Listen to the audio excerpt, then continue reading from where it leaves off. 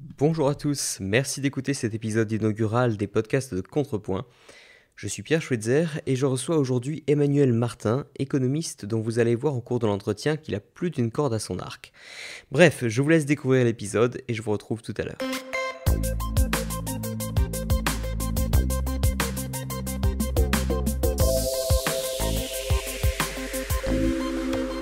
Emmanuel Martin, bonjour. Bonjour. Je signale que c'est le premier podcast que j'enregistre pour Contrepoint, donc je suis ravi que ce soit avec toi, puisque en plus d'être un économiste complet qui s'intéresse à l'Afrique, à la politique monétaire et à bien d'autres choses, on habite tous les deux dans le sud de la France, donc on se connaît bien, c'est pour ça que je me permets de te tutoyer. Pas mal de sujets intéressants au programme aujourd'hui, en particulier, évidemment, je vais profiter d'être avec toi pour parler des problématiques qui concernent l'Afrique et le Moyen-Orient, et bien sûr les questions de liberté en Afrique et au Moyen-Orient. Et peut-être commencer d'abord par te demander de te présenter rapidement quel est ton parcours et quels sont les principaux travaux sur lesquels tu es en ce moment.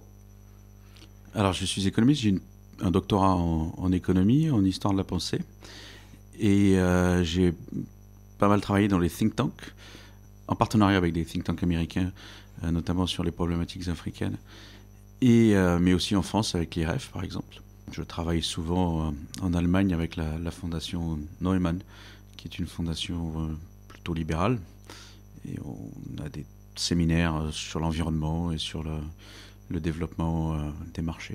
Oui, c'est-à-dire que tu as beaucoup travaillé dans l'aspect éducation et libéralisme. C'est-à-dire qu'après avoir fait des études d'économie, après avoir fait une thèse en économie, tu as enseigné et tu travailles dans différents projets. Alors on pourrait citer aussi l'École de la Liberté, pour lesquels tu as fait tout un cours sur l'économie du développement, qu'on peut retrouver sur écoleliberté.fr ou sur YouTube.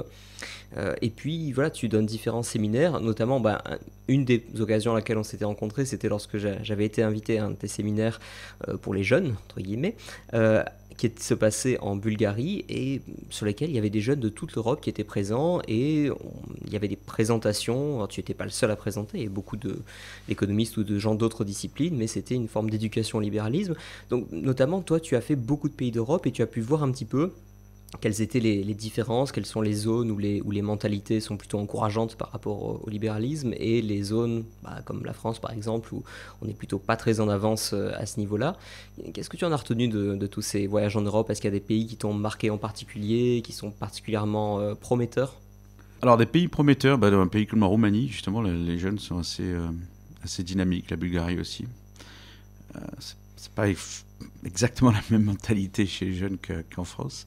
Enfin, en France, il y a quand même pas mal d'esprit entrepreneurial, d'esprit qui bouge. Hein. Mais pour donner des cours à l'université, je suis quand même assez bien placé pour tester la mentalité, l'état d'esprit des jeunes. C'est pas toujours très encourageant. Ça manque un tout petit peu de dynamisme, on va dire.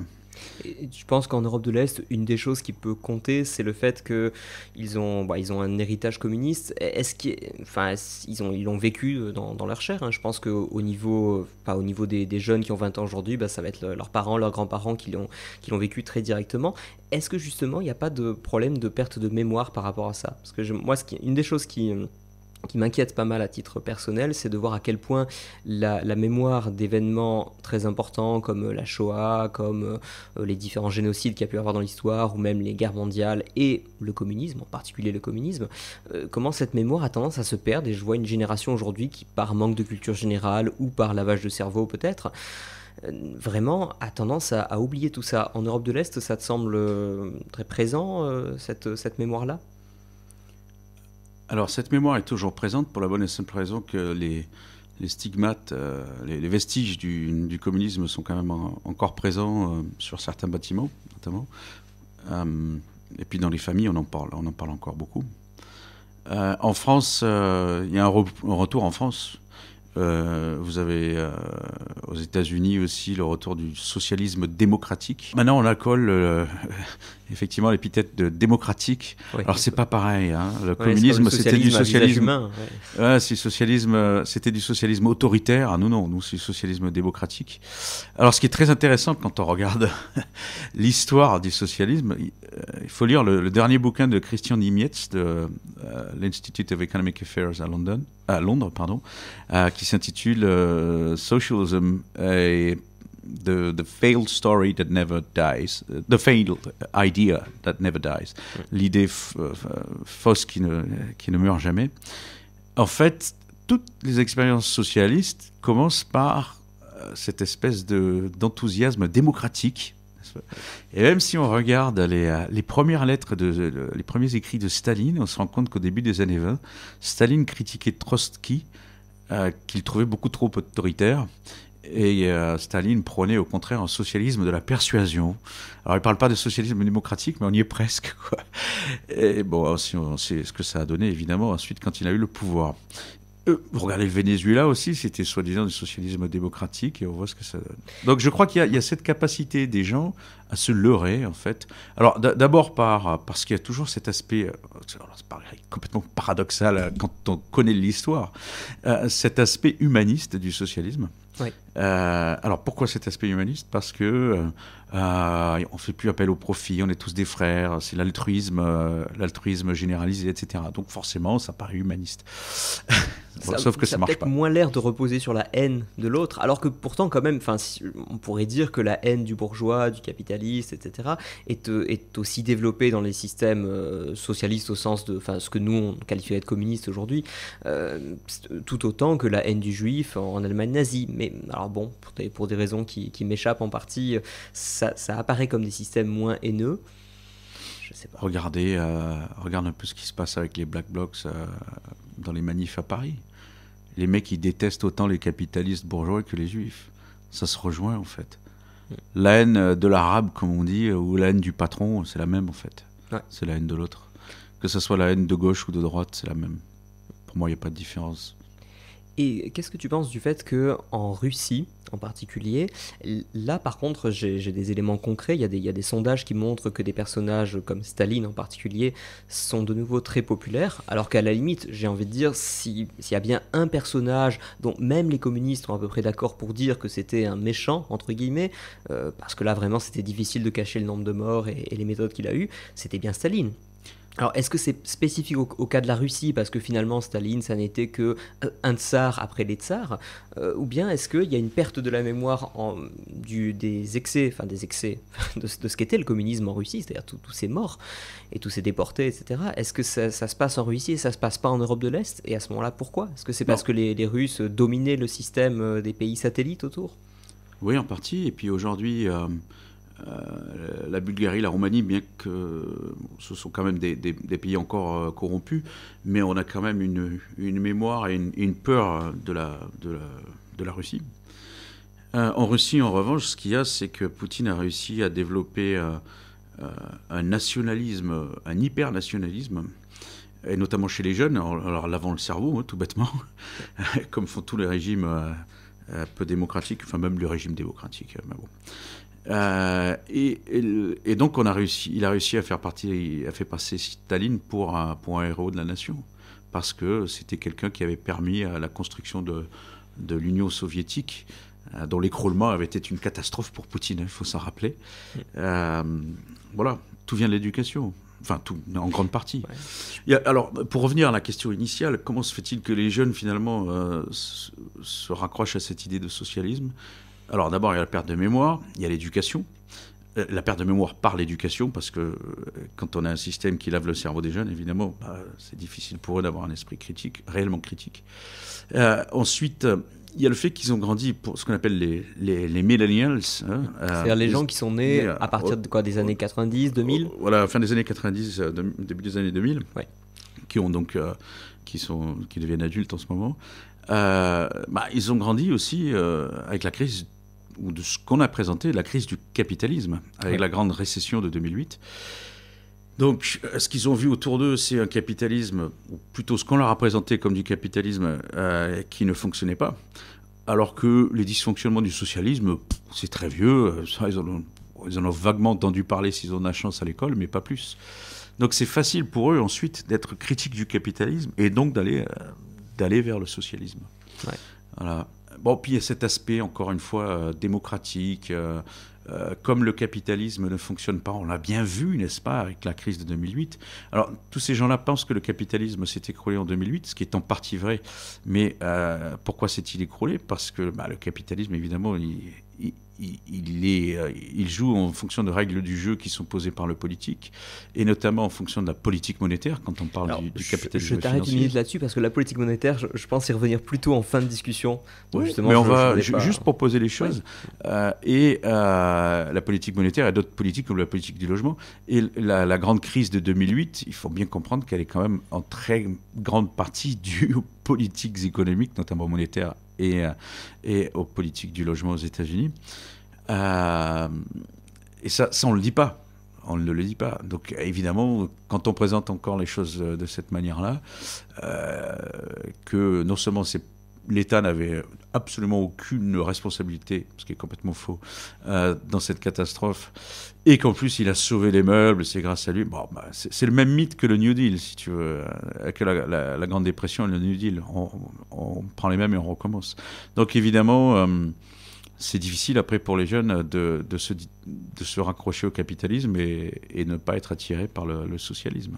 Il faut dire aussi, pour leur défense, en quelque sorte, que la crise de 2008 est particulièrement complexe à comprendre si on rentre un peu Absolument. dans les détails. Enfin, je veux dire, on touche à de la finance qui, d'abord, a réellement connu des excès. Après, les Absolument. responsables de ces excès sont probablement pas ceux qu'on pointe du doigt, en tout cas, pas les principaux responsables. Mais bon, c'est extrêmement compliqué. Et justement, ça amène à te parler du rôle des think tanks. Donc, je rappelle pour ceux qui ne connaîtraient pas que les think tanks, ce sont des instituts de réflexion qui sont là pour nourrir les idées, le débat public, et donc à la fois pour éduquer les citoyens et peut-être même encore plus pour servir de boîte à idées, comme son nom l'indique, de boîte à idées pour les partis politiques et les administrations publiques, enfin tous les gens qui sont dans l'action publique ou dans l'action en général d'ailleurs, puisque les think tanks sont aussi là pour s'adresser aux entrepreneurs. Donc, alors les think tanks, c'est plutôt quelque chose qui est développé aux États-Unis. En France, on a des think tanks. Je veux dire, on pourrait citer Génération Libre, l'IREF. L'Institut Montaigne, il y en a à droite comme à gauche d'ailleurs. Oui, voilà, c'est vrai que j'ai commencé par citer des think tanks libéraux, mais il y en a beaucoup à droite comme à gauche. Toi qui connais bien le milieu des think tanks américains, à ton avis, qu'est-ce qu'on devrait encore développer en France qui n'est pas assez développé ? Qu'est-ce qui manque pour qu'on arrive à leur niveau ? Le financement. Ouais. Le financement. D'accord. C'est-à-dire que... C'est évident. C'est-à-dire qu'aux États-Unis, alors ça va mieux depuis certaines mesures de Sarkozy, mais quelques-unes des rares mesures pas trop bêtes. Attention, tu vas passer pour un sarkozyste. Non, justement, absolument pas. Je sais bien. Je l'en veux beaucoup. C'est beaucoup plus simple aux États-Unis de monter une fondation qui peut récupérer de l'argent pour financer ce genre de projet. Et une fois que les projets ont lieu, la manière dont ils sont relayés dans les médias, est-ce que ça bloque plus en France, notamment de par les subventions à la presse et le fait que le système est peut-être plus verrouillé idéologiquement que la télé ou les médias américains, qui évidemment par rapport à la société, comme dans tous les pays du monde, se situent plus à gauche, mais quand même peut-être pas aussi à gauche que la France, alors que... je veux dire, j'ai lu il n'y a pas très longtemps des attaques en règle contre l'IFRAP en particulier, Agnès Verdier-Molinier, qui est justement une des rares personnalités à passer régulièrement dans les grands médias, etc. Ça et énerve ils ne l'ont pas digéré. C'est-à-dire que je lisais un article, je crois que c'était dans Marianne, il me semble. Marianne, pardon. Oui, voilà, c'est ça, dans Marianne, un article qui est paru il y a peut-être un an ou deux, mais qui démolissait l'IFRAP en disant, oui, ils se font passer pour des chercheurs, mais ce sont des militants, etc. Alors qu'ils font des études d'un niveau de détail vraiment, vraiment très très bon. Ouais. Donc est-ce que ça bloque au niveau des médias ? Non, je pense qu'il y a déjà un effet de taille. Du fait de ce financement, aux États-Unis, on arrive à avoir des think tanks qui sont énormes. Il faut aller visiter la Heritage Foundation, c'est un bâtiment énorme, ou le Cato Institute, c'est un bâtiment de 6 étages avec une salle de conférence, etc. Et évidemment, quand on arrive à mieux financer les think tanks, ça veut dire qu'on arrive à davantage les professionnaliser et donc avoir des gens qui vont passer leur journée à placer les chercheurs du think tank dans les médias, etc. etc. Voilà. Est-ce qu'au niveau des chercheurs eux-mêmes, est-ce qu'en France, c'est pas un peu mal vu d'aller bosser pour un think tank et est-ce que justement l'horizon ultime n'est pas d'aller absolument à l'université pour des questions de prestige assez surfait d'ailleurs peut-être. Ça a changé, c'était le cas il y a quelques années je dirais, oui. Mais le prestige de l'universitaire, d'abord l'universitaire qui parle de choses très abstraites et qu'on a du mal à comprendre, au bout d'un moment dans les médias, ça passe mal évidemment. Ouais. Donc on préfère des gens qui ont un langage un peu plus simple, un peu plus terre à terre et qui parlent avec des chiffres, sans noyer les gens dans les chiffres évidemment. Mais voilà, donc il y a un marché pour les think tanks dans les médias, il n'y a aucun doute là-dessus. Maintenant, peut-être qu'il y a pas assez de think tanks enfants, ou peut-être qu'ils sont trop petits pour les raisons que j'évoquais il y a quelques minutes. Mais sinon, je pense pas, j'ai pas l'impression quand même qu'il y ait une espèce de porte fermée dans les médias à ce que disent les think tanks. D'accord. Peut-être qu'il n'y a pas assez d'efforts du côté des think tanks pour aller se vendre dans les médias. Encore une fois, parce qu'ils n'ont pas une taille critique, qu'il faut professionnaliser les rapports avec les médias. Il y a peut-être un certain mépris aussi par rapport aux médias. Je veux dire, c'est que parfois, je suppose que pour des libéraux, ça leur fait un peu mal au cœur, pour pas dire autre chose, oui, mais quand d'aller parler sur des télés de gauche ou des journaux de gauche. Enfin, je ne parle pas pour tous, hein. Il y en a qui font l'effort en particulier. Oui, non, mais quand on fait un think tank, c'est pour changer les mentalités. Donc il vaut mieux parler à ceux qui on n'est pas d'accord. Si c'est pour prêcher auprès des convaincus, ça ne sert pas à grand-chose. Donc il vaut mieux s'adresser aux gens qu'on pourra convaincre. Alors il y a des gens où c'est très bien qu'on ne pourra pas les convaincre. Donc c'est effectivement un effort un tout petit peu inutile. Mais il y a tout un tas de gens avec le langage approprié, avec des explications claires, etc., avec une argumentation claire et saine, on peut c'est le but d'un think tank, de faire changer des idées, le marché des idées. Alors, à propos d'éducation aux idées, justement, je précise quand même aux gens qui nous écoutent, il ne faut pas hésiter à aller chercher sur Internet. Il y a quand même des sources assez inépuisables en termes de connaissances, non seulement économiques, parce que c'est vrai qu'on trouve beaucoup d'éducation à l'économie, mais aussi aux idées philosophiques, historiques, etc., d'un point de vue libéral.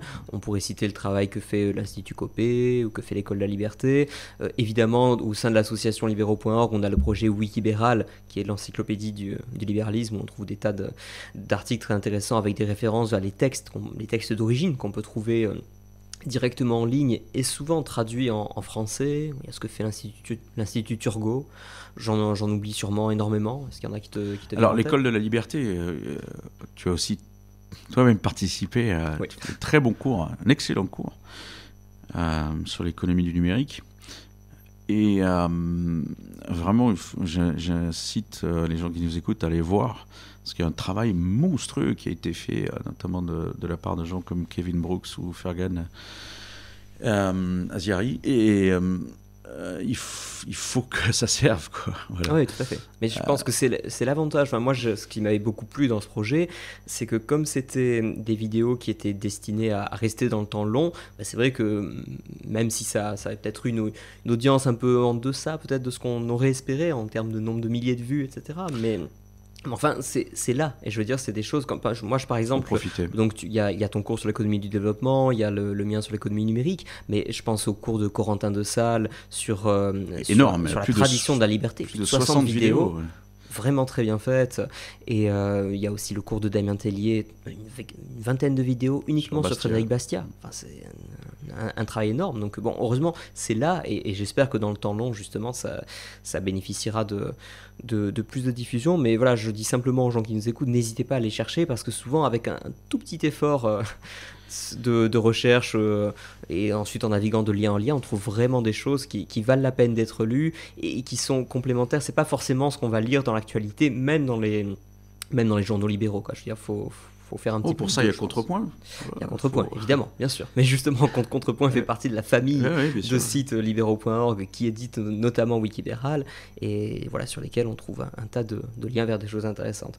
Donc voilà à peu près pour la partie éducation économique. Je reviens à un sujet qui te tient à cœur, je pense, qui est le développement de l'Afrique. Et bon, je sais pas, même sans aller forcément uniquement sur l'Afrique, on va dire les pays en développement. Alors à l'époque, on disait sous-développés, maintenant il faut dire pays les moins avancés ou pays en développement. Bref, il y a des endroits où, malgré la mondialisation, la croissance n'a pas pris. Est-ce que déjà en 2 mots, tu pourrais nous dire à quoi tu peux attribuer ce problème de sous-développement chronique ? Alors, il y a beaucoup de gens qui vont dire la culture, la géographie, peut-être la culture un tout petit peu. Mais la culture, ça vient avec des incitations. Hein. Le changement culturel, il vient avec le changement des incitations. Le problème vient des incitations, c'est-à-dire des institutions que le pays a adoptées, que les quelques personnes qui gouvernent le pays imposent au reste de la population, et qui sont de mauvaises institutions, qui sont des institutions qui ne donnent pas les incitations aux gens à créer des belles entreprises, à rendre des beaux services aux autres, etc. C'est-à-dire que si on veut monter une entreprise, c'est un casse-tête infernal, ça coûte une fortune. On va se faire taper dessus parce que ça risque de concurrencer le fils du ministre ou le cousin du président du Sénat ou je ne sais quoi. Et donc corruption, évidemment. Et du coup, ça force les gens dans ce qu'on appelle l'informel, dans l'économie informelle. Ça les pousse dans l'économie informelle parce qu'il faut quand même bien vivre.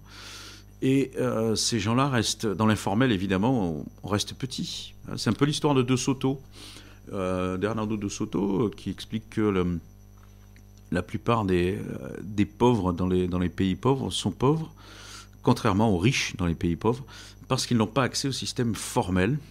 Et pourquoi n'ont-ils pas accès au système formel ? Tout simplement parce que les gouvernements en place estiment qu'il n'est pas nécessaire de faire des efforts pour que 100% de la population puisse avoir accès au système formel. Quand je dis système formel, c'est-à-dire tribunaux, enregistrement des droits de propriété, enregistrement des entreprises, etc. Ouais, parce que ça coûte trop cher. Toutes ces institutions qu'on appelle l'état de droit, qu'on a mis très longtemps quand même à développer en Occident, ça s'est fait sur des siècles et des siècles, mais justement ça va être, bon je me fais un peu l'avocat du diable là-dessus, mais on regarde par exemple que quand des pays européens ont essayé de plaquer des institutions européennes sur des pays d'Afrique ou d'Asie qui partaient de loin en termes de tissu institutionnel, généralement ça n'a pas très bien marché.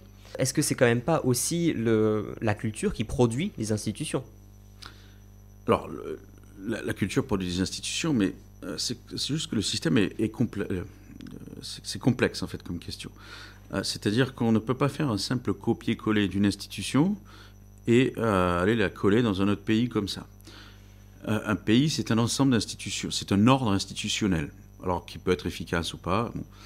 Et un ordre institutionnel, c'est quoi ? C'est tout un ensemble d'institutions, donc les institutions sont des règles sociales, et qui vont être plus ou moins complémentaires entre elles dans cet ordre institutionnel.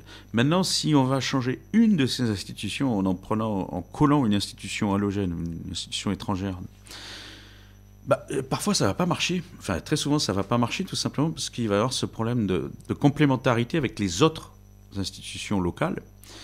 Et donc ce transplant institutionnel, c'est un peu comme une greffe botanique. Hein. Ouais, je sais que tu aimes bien les images de jardinage en matière d'économie. J'aime beaucoup le jardinage en économie du développement. C'est comme une greffe botanique qui ne va pas prendre parce qu'on l'a pas greffé au bon endroit, en fait. Ou on l'a greffé sur un corps qui ne peut pas l'accepter.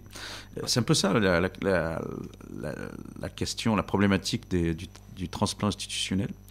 Alors, je trouve qu'il y a quelques jours, j'ai publié un article sur le sujet sur un site que j'invite aussi les lecteurs à aller consulter qui s'appelle Geopolitical Information Service. C'était sur le droit de propriété, notamment. On m'avait demandé de faire quelque chose sur le droit de propriété. Et pourquoi ça ne fonctionne pas si bien que ça ? C'était la recette de De Soto, d'ailleurs. Donc, ce que De Soto disait, un des chevals de bataille de De Soto, c'était de dire il faut permettre aux gens de pouvoir enregistrer leur droit de propriété de manière formelle. Comme ça pourra faire en sorte que leur droit de propriété sur la terre ou sur leur maison puisse générer une réelle valeur. Sinon, ça reste du capital mort. Capital mort parce que ça reste dans l'informel, il n'y a pas vraiment de marché, on ne peut pas aller à la banque et demander un prêt en mettant en gage sa propriété puisqu'on n'a pas de titre, etc., etc. Donc il y a une espèce de cercle vicieux. Donc l'idée c'était de permettre l'enregistrement de ces droits de propriété. Alors il se trouve que on est un tout petit peu déçus. Alors plusieurs remarques. Premièrement, ce genre de politiques qui sont d'ailleurs menées avec le soutien de la Banque mondiale très souvent, ce sont des politiques qu'on met en place de manière un tout petit peu plus soutenue depuis une vingtaine d'années. 20 ans, c'est rien du tout. C'est rien, bien sûr, ça prend du temps ensuite. Chez nous, ça a pris des siècles. Ouais. Donc, il ne faut pas être déçu non plus au bout d'une vingtaine d'années. Ça prend plus de temps que ça. Deuxièmement, il faut être conscient du fait que le transplant institutionnel ne fonctionne pas pour telle ou telle raison, et il faut aller regarder un peu ces raisons-là. Pourquoi au niveau au Bénin, dans les années 2000, justement, on a essayé de faire de la réforme foncière en mettant un système occidental de droit de propriété. Ça n'a pas fonctionné parce que ça clashait avec les institutions traditionnelles du Bénin. Bien sûr. Et alors, non seulement ça a clashé, mais en plus, l'idée, si vous voulez, c'est que ça doit créer une clarté juridique, une clarté légale, d'avoir un système formel, etc. Or là, on a le système formel qui est imposé, mais les gens le refusent, et donc on a toujours le système informel qui fonctionne. Donc là, du coup, ça génère de la confusion légale, la confusion juridique, puisqu'il y a deux systèmes juridiques parallèles qui fonctionnent et qui se parlent pas, en gros. Bon. Petit à petit, ça se résorbe, et ça a été le cas chez nous aussi. Il y a toujours eu une espèce de pluralisme légal. Alors, il faut accepter le pluralisme légal, mais tant qu'il n'y a pas de concurrence... Ça a mis très longtemps à évoluer. C'est-à-dire qu'à l'époque féodale, par exemple, ça a été toute une étape de la construction de l'État central, d'avoir des tribunaux enfin en tout cas une justice royale qui constitue un recours contre les problèmes de justice des seigneurs, et je sais que c'est un des outils qui a été utilisé pour imposer de plus en plus le pouvoir de l'État central sur les pouvoirs locaux. Mais pendant longtemps, ils ont cohabité, et même aujourd'hui, on pourrait dire la cohabitation entre le droit européen, le droit français, le droit international, etc., plus les États-Unis qui, avec le dollar, imposent leurs droits à droite à gauche. On a connu ça aussi, et on a mis longtemps à en sortir quand même de ces questions de cohabitation, de droit coutumier avec le droit plus formel, celui des juristes. Oui, donc c'est pas simple. Ouais. Et donc il ne faut pas s'attendre à des résultats miraculeux et simples en très peu de temps. Alors à propos de s'attendre à des résultats, je trouve ce qui manque souvent, c'est le point de vue des Africains eux-mêmes. Moi-même, je n'ai pas eu la chance de voyager en Afrique en dehors de Mayotte, qui fait partie de la France, mais qui est de culture africaine, où justement d'ailleurs, je signale pour l'anecdote, il y avait à propos de cet enregistrement de droit de propriété, il n'y a pas de cadastre à Mayotte, et donc ils sont en train de le mettre en place. Et je me souviens, le chauffeur de taxi là-bas m'expliquait qu'une des difficultés pour établir le cadastre, c'était tout simplement qu'il manquait de géomètres à Mayotte, et que c'était extrêmement compliqué de faire venir des géomètres et d'avoir les instruments de mesure, etc., simplement pour mesurer la propriété des gens et ensuite l'inscrire au cadastre, sans même parler de la difficulté à prouver que la propriété vous appartient, etc. Donc là, ça repose aussi sur les témoignages des voisins, des habitants du village. Donc même là, c'est compliqué, alors qu'on est en France. En France, dans un département français en plus. Un département français.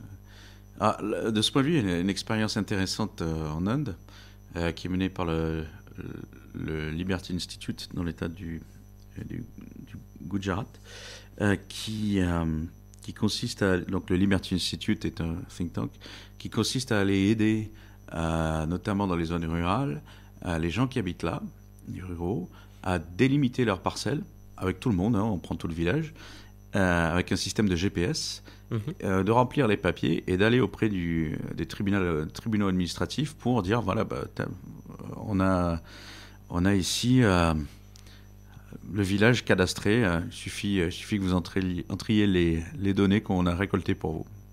C'est génial. Ouais. Voilà. Alors, je mentionne ça, c'est très problématique en Inde. Pourquoi ? Parce que les litiges entre voisins sont la première source, je crois, d'homicide. C'est que les gars se disputent, se prennent un coup de machette. Ouais. Bon, évidemment, c'est problématique. Ça aussi, c'est le genre de choses, je pense, enfin, pour que la culture évolue et qu'on arrête de régler les conflits à coups de machette, ça prend beaucoup de temps, là aussi, j'imagine. Mais peut-être que la propriété permet... les bonnes clôtures font les bons voisins aussi. Tout à fait. Tout à fait. Mais alors, pour en revenir à ma question initiale sur l'Afrique, bon, j'ai digressé sur Mayotte, mais ma question était, bon, pour toi qui connais mieux quand même ces endroits-là, quel est le point de vue des Africains eux-mêmes? Est-ce que c'est pas une vision des Occidentaux de croire que les Africains ont absolument envie de sortir de leurs conditions économiques actuelles? Est-ce que eux-mêmes se vivent comme miséreux? Je parle dans les pays qui sont vraiment pauvres. Est-ce qu'eux-mêmes se vivent comme miséreux et ont envie d'en sortir mais n'y arrivent pas? Ou est-ce que c'est quelque chose qu'on projette sur eux? Alors j'étais à Marseille hier, au quartier de Belzos. Je plaisante parce que Colbert, moi j'ai longtemps habité à Marseille, effectivement. À Colbert, il y aurait beaucoup à dire devant la sur... faculté d'économie Ouais. et de gestion, où je vais donner des cours. Et il se trouve qu'il y a le centre d'accueil des migrants. Ouais. Et donc il y a tout un tas d'Africains qui sont migrants, qui bon, malheureusement perdent leur temps là. C'est comme ça, malheureusement. Mais ça, ce sont des gens qui ont démontré par leur action qu'ils veulent se sortir de la misère dans laquelle ils vivent en Afrique. Bon, malheureusement, ils ne vont pas trouver grand-chose, à mon avis, en France. Oui, ça c'est encore notre mais problème. C'est un autre problème. Mais ça veut dire quoi? Il y a quand même cet élément objectif. De toute façon, moi j'ai toujours tendance à dire le meilleur indicateur de l'attractivité d'un pays, qu'elle soit économique ou au niveau global, c'est les flux migratoires. On regarde les flux migratoires, il y a des pays où tout le monde veut aller et des pays où personne ne veut aller. Alors peut-être qu'on leur a vendu du rêve aussi, ça c'est certain. J'ai eu une étudiante il y a 2 ans qui venait du Sénégal et qui m'a dit qu'elle avait été déçue de venir. Elle attendait le rêve un tout petit peu en France et qu'elle avait été déçue qu'en fait elle se sentait mieux chez elle en Afrique. Alors bon, mais bon, le Sénégal est quand même un pays en Afrique qui est un tout petit peu en haut du panier, on va dire. Mais vous avez tout un tas de pays où c'est la misère totale. Et évidemment, les gens veulent se sortir de ça, surtout que quand ils ont accès à la télévision ou à Internet, bah, ils voient ce qui se passe ailleurs.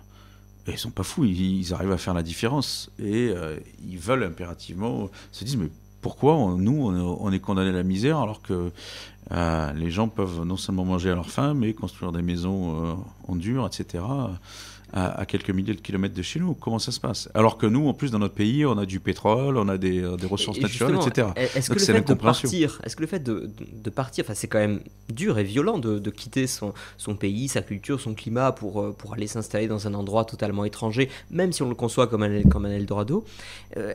Pourquoi, à ce moment-là, choisir de partir plutôt que de rester et essayer de réformer le pays? Est-ce qu'ils ont une forme de désespérance par rapport à l'état du pays? Ils ont l'impression qu'ils ne pourront pas s'en sortir et que donc ils choisissent de voter avec les pieds ou... Déjà, quand vous votez, quand on vote là-bas avec des votes, comme ça a été le cas en RDC il y a 2 mois, il n'est pas certain que votre vote soit pris en compte, puisqu'il y a eu un scandale de fraude aux élections en République démocratique du Congo, aux élections du 30 décembre. Le gars qui a gagné n'a pas été élu. Enfin, selon de nombreuses associations internationales, le gars qui a gagné n'a pas été élu. Ensuite, même si la personne qui a fait toutes ces promesses-là va être élue, il y a un tel degré de corruption que c'est difficile ensuite de faire réellement bouger les choses. Alors, il ne faut pas être non plus déterministe et regarder ce qui se passe au Ghana. Au Ghana, on va dans la bonne direction. Sénégal, on en parlait à l'instant, ça va dans la bonne direction. Voilà, il ne faut pas être fataliste.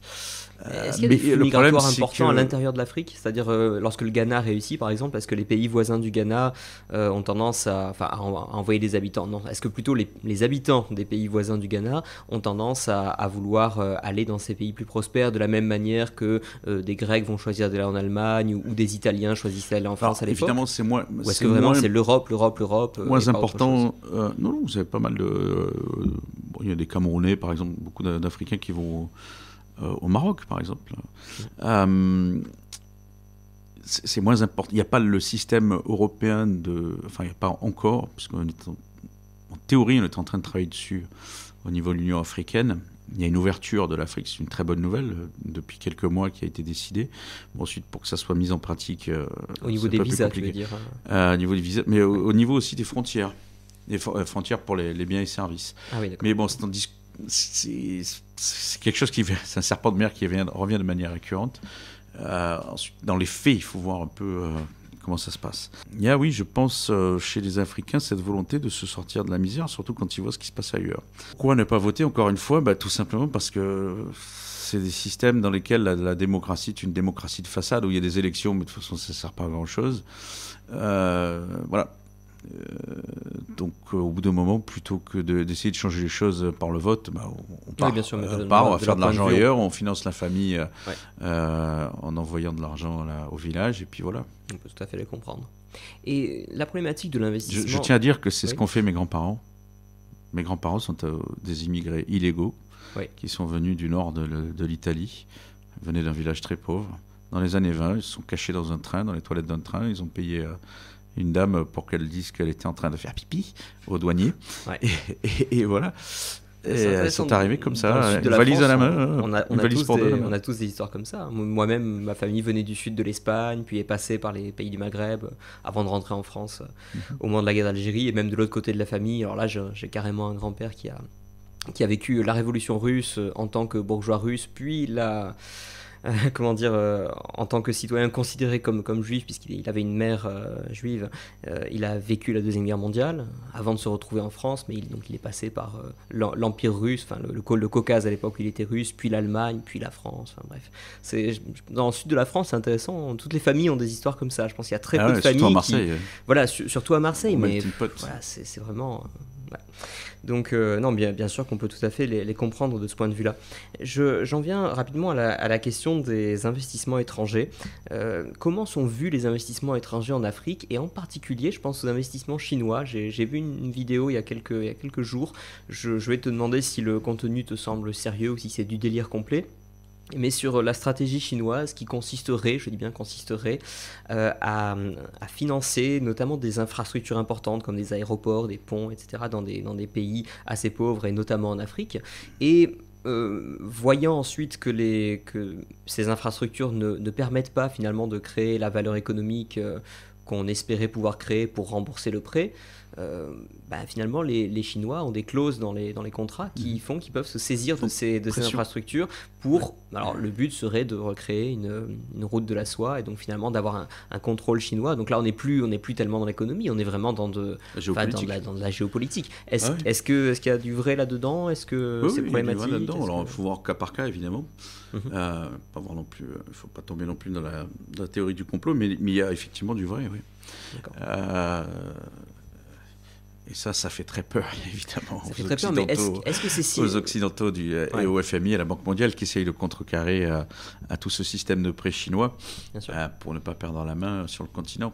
Mais justement, quand on dit perdre la main sur le continent, justement, ne faisons pas de théorie du complot. Et bon, si les Chinois prêtent de l'argent ne peut pas être remboursé, ils prennent le contrôle de l'infrastructure, l'infrastructure existe toujours. Et après tout, même si, évidemment qu'on se doute bien que les Chinois vont faire en sorte que l'infrastructure en question soit avant tout utilisée pour des intérêts économiques chinois, mais justement, les intérêts économiques chinois, d'abord, ils ne sont pas que chinois. Si c'est de l'échange, par définition, c'est aussi l'intérêt de quelqu'un d'autre.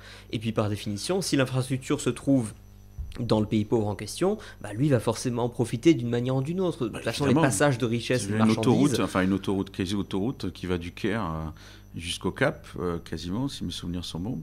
Plus intéressant que ce qu'ont proposé les Occidentaux pendant des décennies. Alors, ce qu'ont proposé les Occidentaux pendant des décennies a été quand même très fortement contraint par la guerre froide. Donc, on ne se préoccupait absolument pas de développement et de démocratie jusqu'en 1990. Pour la bonne et simple raison que l'Afrique était une espèce de partie de l'échiquier mondial sur laquelle il fallait perdre un minimum de pions. Oui, c'est-à-dire que l'Afrique aurait pu basculer dans le communisme, et d'ailleurs certains pays, je crois comme l'Angola en particulier, ont connu des régimes en tout cas pseudo-communistes. Et l'idée c'était de maintenir au pouvoir des gars qui étaient avec nous tout bêtement. Voilà. Et puis après, qui était avec nous et qui protégeait quelques intérêts économiques, notamment dans le pétrole pour Elf ou des choses comme ça, ou dans tout ce qui est uranium au Niger. Et puis ensuite, le sort des populations, rien à faire. C'est horrible, hein, mais il faut quand même ouvrir les yeux. Donc après, on est allé dire, mais après la chute du mur de Berlin, on est allé leur dire, ça serait bien quand même qu'il y ait la démocratie. Ouais, Si on avait pu la soutenir avant, ça aurait été mieux. Et leur vision du libre-échange par rapport à nous, parce que je veux dire, c'est intéressant de voir qu'on ferme nos portes, quand je dis on, je parle de l'Union européenne en particulier, qu'on ferme nos portes aux produits africains, notamment des produits agricoles. Pour les matières premières, je connais mal le sujet, mais est-ce que eux nous le reprochent? Est-ce qu'ils ont conscience en fait du fait qu'ils sont eux-mêmes pénalisés par cette fermeture à l'échange? Alors certains oui, mais bon, la plupart des gens ne font pas trop, j'imagine, ne sont pas complètement au courant de ça. Ils ont même plus l'impression, ce qui était en partie vrai à l'époque coloniale et à l'époque post-coloniale, un tout petit peu moins vrai aujourd'hui, que les Européens ou les Occidentaux venaient piller les richesses du pays, Ouais. venaient se servir en fait, engraissant la patte des dictateurs locaux. Ce qui était un petit peu vrai. C'est un peu vrai, bien sûr, même si bon, c'est toujours pareil, ils n'auraient pas eu les moyens économiques de les exploiter eux-mêmes, enfin il n'empêche que Oui, le peuple n'en a pas vu la couleur. Voilà, on va dire ça, c'est sûr. Voilà. Aujourd'hui, c'est un petit peu changé, notamment parce que y a la Chine et tout ça, donc tout d'un coup, il y a une espèce de concurrence qui s'est installée, et les pays africains peuvent choisir un tout petit peu les gens avec qui ils vont faire des affaires. Alors c'est bien et c'est pas bien. C'est bien dans le sens où si vous avez un gouvernement au pouvoir qui a un tout petit peu le sens du bien public, du bien commun, il va faire jouer ça en faveur on va dire, de la population. Sinon, ça peut permettre de maintenir au pouvoir des gens qui sont des dictateurs, en gros, hein, qui vont faire jouer juste la concurrence internationale pour se maintenir un tout petit peu au pouvoir. Mais c'est plus compliqué que ça, quand même. C'est plus compliqué que ça. Il y a tout un jeu géopolitique qui fait que les grandes puissances ont quand même encore leur mot à dire. Elles peuvent faire pression sur des gens qui se maintiennent au pouvoir trop longtemps, on va dire. Donc quand vous avez des gens qui se maintiennent au pouvoir très longtemps, c'est que très clairement ils sont soutenus. Bien sûr. Alors faut penser, la France par exemple soutient le clan Bongo et le clan Sassou Nguesso au Gabon et au Congo depuis des décennies. Nous avons même le défenseur des droits, je suis tout bon, qui a bien défendu ses propres droits, d'après ce que je sais. Qui a bien défendu le Gabon, ouais, voilà. Et en termes de retraite Enfin, aussi. pas le Gabon, justement, mais bon, peu importe. Et justement, ça me fait penser à une discussion qu'on avait eue, toi et moi, il y a quelques années, à propos de l'interventionnisme des Occidentaux, même au niveau politique ou militaire. C'était au moment de la guerre au Mali. Et je me souviens que toi qui a priori n'est pas très suspect justement de vouloir être interventionniste, surtout au niveau militaire, de la part des Occidentaux, tu m'as dit la guerre au Mali, peut-être que celle-là il fallait la faire. C'est-à-dire, donc, où est-ce qu'on place la limite? Si on s'autorise à intervenir au Mali... Alors, j'ai dit, d'un point de vue géopolitique, pour les intérêts géopolitiques français, il fallait la faire, tout simplement parce qu'il y a le Niger à côté. Et donc non, mais même au niveau africain. Alors, j'ai peut-être mal compris, justement, ta remarque à l'époque. Non, aussi pour les Africains. Le pays pouvait être pris par les djihadistes à l'époque. Le pays pouvait être pris par les djihadistes, il n'y a aucun souci là-dessus. Hein. Ça peut le nord, tout le nord. Un régime du style le régime taliban ou le régime État islamique, etc. État islamique en Syrie, voilà. C'était ça. Donc non, ça il fallait intervenir. Mais d'un point de vue géopolitique, je pense que ce que j'essayais de dire à l'époque, je me souviens plus de ça, c'était en 2013 je crois, c'était que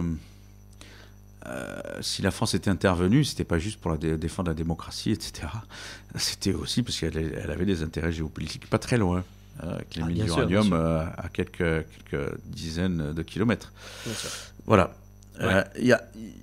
Il faut se rendre compte qu'on vit dans un monde géopolitique et que les interventions à droite à gauche des grandes puissances, etc., sont d'abord des interventions sur un échiquier géopolitique. Je rappelle qu'à l'époque, la population du Mali, en tout cas d'une partie du Mali, avait très bien accueilli les soldats français. J'étais très contente que les Français étaient vus comme des sauveurs. Ce qui ne veut pas forcément dire qu'il fallait faire cette intervention. Est-ce que justement le fait de se permettre une intervention comme ça, qui au global aura fait peut-être plus de bien, est-ce que justement ça n'ouvre pas la porte à des tas d'autres interventions comme en Libye ou autres qui ont fait beaucoup moins de bien? Alors c'est deux types d'interventions complètement différentes. Là on empêchait des terroristes de semer le chaos en fait et en plus de menacer nos intérêts géostratégiques. En Libye, on est allé en Libye parce que M. Sarkozy, je crois, avait des petits comptes à régler avec M. Kadhafi. Mais quand on est allé en Libye, on y est allé soi-disant pour réinstaller la démocratie. Ça, c'est du soi-disant, parce que si on avait voulu réinstaller la démocratie, on l'aurait vraiment fait, on s'aurait donné les moyens de le faire. Or, on est allé là-bas, on a laissé tout un tas de dépôts d'armes ouverts, les gars sont allés se servir. Enfin, on est allé là-bas, on a véritablement semé le chaos. Ça ressemblait un peu à la fin de l'URSS, comme tu disais, les dépôts d'armes, oui, alors ceci près que la fin de l'URSS, on n'est pas les bombardés, les gars. Ah oui, bien sûr. Oui. Alors quelques mois avant, on allait lui vendre son système de surveillance, qui est d'ailleurs une entreprise Predex. Là. Cocorico. Qui organisait le système de surveillance de masse de M. Kadhafi. Et, ça n'a pas très bien marché, apparemment.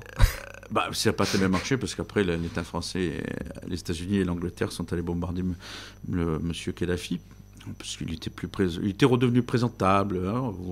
Tu te rappelles qu'on l'avait invité à Paris en décembre 2007.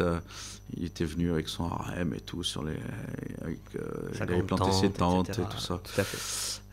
Alors je me souviens d'un discours de Sarkozy dans lequel, quelques mois avant, il avait dit qu'il ne serrait plus jamais la main d'un dictateur. Et alors, c'était juste avant de serrer la main de Bachar el-Assad, peut-être. Voilà, on avait eu Bachar juste 6 mois après, Kadhafi. Ouais. Bon, peu importe, c'est la politique, c'est comme ça. C'est décevant, bien évidemment. Mais la politique, elle se fait aussi parce qu'il y a de la géopolitique derrière. Il y a des intérêts géopolitiques, des intérêts énergétiques, etc. C'est pas facile. La malédiction des ressources naturelles, tu y crois beaucoup, le fait que, pour les auditeurs qui ne connaîtraient pas cette théorie, le fait que paradoxalement les pays qui disposent du plus de ressources naturelles, finalement, en profitent le moins, parce que précisément ça ne les incite pas à développer un vrai tissu économique organique, et qui vivent sur des rentes comme ça. C'est le cas du Venezuela, c'est le cas de l'Arabie Saoudite, et de beaucoup de pays en Afrique, pas toujours avec le pétrole, mais parfois avec des minerais, comme le cobalt par exemple, ou l'or. Alors l'autre dimension, c'est que ça peut créer des mafias ou des systèmes de corruption qui n'ont aucun intérêt à ce que le pays se développe, puisqu'ils vivent sur leur petite rente.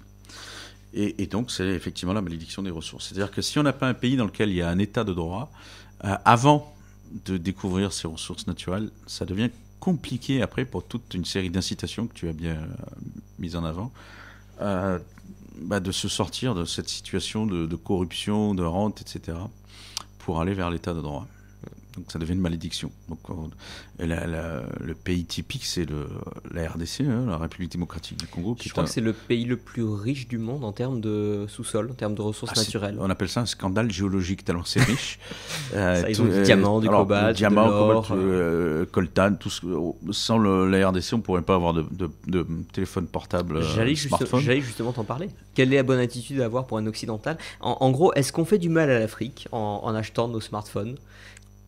Est-ce que c'est leur problème d'avoir ces conditions de travail, et est-ce que justement, admettons, si les conditions de travail étaient meilleures, parce que les gens n'étaient pas aussi pauvres et prêts à accepter des conditions aussi misérables, a priori ce serait peut-être simplement répercuté sur le prix d'extraction du minerai, qui serait répercuté sur le prix final du téléphone. Donc, en fait, est-ce que nous on y peut quelque chose en tant que consommateurs, ou est-ce que malheureusement on est obligé de supporter cette situation humainement difficile pendant encore des années, jusqu'à ce que ça change, si ça change un jour? Mais pas de réponse facile là derrière, notamment du fait de la concurrence géopolitique dont on parlait tout à l'heure entre les différentes puissances en Afrique. Il faudrait qu'il y ait une espèce de coordination internationale pour dire, bon, maintenant ça suffit que les mafias gèrent, qu'on achète à des mafias du coltan et des choses comme ça, il faut qu'on arrête. Il faut que... voilà. Ça nécessite ça implique des coûts de transaction politiques, on va dire, entre les différentes puissances qui sont relativement élevés. Et puis, ça veut dire que les coûts d'extraction sont un tout petit peu plus élevés. Donc, il faudra accepter de payer un tout petit peu plus cher. Ça fait partie de ces nombreux sujets éthiques sur lesquels les libéraux devraient se pencher davantage, et qui n'ont pas de réponse facile, en fait. Ouais. J'aimerais aussi avoir ton avis sur sur les effets de la mondialisation et en particulier ce qui me semble être des insuffisances du mouvement Human Progress, avec des intellectuels comme Johan Norberg, comme Steven Pinker, qui s'efforcent, se fatiguent avec beaucoup d'efforts et beaucoup de talent à démontrer que la mondialisation a globalement enrichi la planète et que même les plus pauvres en ont bénéficié, que peut-être que certaines inégalités sont creusées aux marges, mais que globalement tout le monde en a tellement bénéficié qu'on est franchement gagnant dans l'histoire. Tout ça, c'est vrai, et j'en suis personnellement 100% convaincu. Et j'ai l'impression que ce discours ne porte pas, parce que j'ai l'impression que ça néglige un peu le fait que les gens sont plus concernés par ce qu'il y a immédiatement dans l'assiette de leurs voisins, ou en tout cas ce qu'ils voient autour d'eux, on va dire leur réalité dans un sens géographique assez restreint, par rapport au fait que le monde s'est globalement enrichi et que comment dire, finalement peut-être que les gens préféreraient avoir un plus petit gâteau mieux partagé que cet énorme gâteau dont tout le monde en a plus, mais quand même ça creuse certains écarts. Est-ce que tu penses que c'est une cause perdue en quelque sorte de démontrer ça et de le faire accepter aux gens, et en particulier à ceux qui n'en sont pas forcément les plus grands gagnants? Alors d'abord, je pense qu'il y a une erreur de com qui est faite, c'est qu'il ne faut pas oublier les poches qui ne se développent pas et qui pourtant servent la mondialisation. On en parle à l'instant, c'est-à-dire tous ces petits gamins au Nord Kivu qui vont aller dans des mines de coltan, travailler à main nue et à pieds nus pour que nos smartphones puissent fonctionner. Ça, il ne faut pas l'oublier. Ouais. Et évidemment, alors c'est peut-être une infime partie de la mondialisation, mais les anti-mondialisations, c'est le premier argument dont ils vont se servir. Oui, donc il faut le symbole est marquant en plus. Enfin, les images sont marquantes. Donc ça, il faut le traiter. Il faut pas le mettre de côté. Ensuite, il est tout à fait vrai que la mondialisation a permis une explosion dans le recul de la pauvreté, de la misère pour les pays qui participent à la mondialisation. Mais sous condition alors pas de démocratie, mais plutôt de respect de l'état de droit, on va dire, respect relatif au moins de l'état de droit. Voilà. Quand on n'a pas ça, ça commence à devenir un peu compliqué, comme au Nord Kivu, etc. Je pense que la plupart des gens ne prennent pas conscience tout bêtement de la richesse dans laquelle ils vivent aujourd'hui par rapport à il y a 30, 50, 100, 200 ans évidemment, 500 ans. Ils prennent ça pour acquis, notamment chez les jeunes, on prend ça pour acquis. Tous les jeunes qu'on voit aujourd'hui avec des t-shirts du Che Guevara et qui vont réclamer le socialisme démocratique avec leur petit iPhone à la main, leur petite gazelle au pied, en skateboard, trasher, etc. Oui. Tous ces gens-là n'ont pas conscience en fait des progrès fabuleux que la mondialisation et le développement de l'économie de marché, c'est de ça dont on parle, a permis. Voilà, ils n'en ont pas conscience parce qu'on leur dit pas assez, je crois. Mais justement, moi j'ai l'impression que même lorsqu'on leur dit et lorsqu'on le démontre avec des chiffres, ça porte pas. Parce qu'il y a un côté, peut-être qu'ils voient plus d'abord cette espèce de dilution culturelle qu'on peut ressentir dans la mondialisation, le fait que, mais justement, peut-être que cet enrichissement a changé trop vite les sociétés et qu'il y a une partie des gens qui n'arrivant plus à se raccrocher à la réalité qui était celle de leurs grands-parents, leurs arrière-grands-parents, etc. et de leurs ancêtres en général, au sens large, je parle de réalité économique ou même encore de réalité de composition de la population, de tradition, de manière dont on se marie, fait des enfants, etc. Est-ce que justement c'est pas ça le revers de la médaille et qui fait que la mondialisation est si difficile à accepter qu'on n'arrive même pas à se rendre compte de ses bénéfices? La mondialisation est difficile à accepter parce qu'elle nécessite des adaptations. La mondialisation permet d'ouvrir des tas d'entreprises. L'investissement étranger permet de financer des tas d'entreprises et tout ça. Oui. Ça, c'est des bonnes nouvelles. On les voit, on n'en parle jamais. Par contre, quand un fonds américain décide de se retirer du capital d'une entreprise et qu'elle doit fermer, ou des choses comme ça, de ce goût-là, là, tout d'un coup, on voit l'entreprise qui ferme, et tout d'un coup, on a une grosse entreprise qui ferme, et ça fait la une des médias. Ce qu'on voit, ce qu'on ne voit pas. C'est-à-dire que, comme on dit en anglais, when it bleeds, it leads. Quand ça saigne, ça vend dans les médias. Cette tendance qu'ont les médias à insister sur les mauvaises nouvelles, hein, good news is no news aussi, les bonnes nouvelles ne sont pas des nouvelles, fait que les gens associent la mondialisation uniquement des mauvaises nouvelles. Donc le fait que la mondialisation permet à 90% de bonnes nouvelles, ils font même pas attention à ça. Ça les touche plus. Alors il y a ça. Il y a cette première chose. Ensuite, c'est relié à ce dont on parlait au tout début de cet entretien, c'est l'anticapitalisme. Cette méfiance à l'égard du capitalisme qui va de pair avec la méfiance à l'égard de la mondialisation. Et les jeunes, aujourd'hui, pour eux, mondialisation, capitalisme, voilà, ils veulent plus de ça.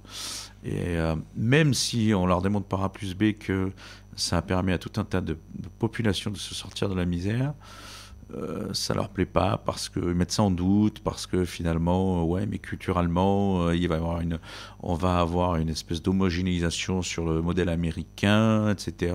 Le fait qu'il y ait tout d'un coup des gens qui peuvent manger à leur faim ou des choses où ça les intéresse plus. Oh, c'est dommage,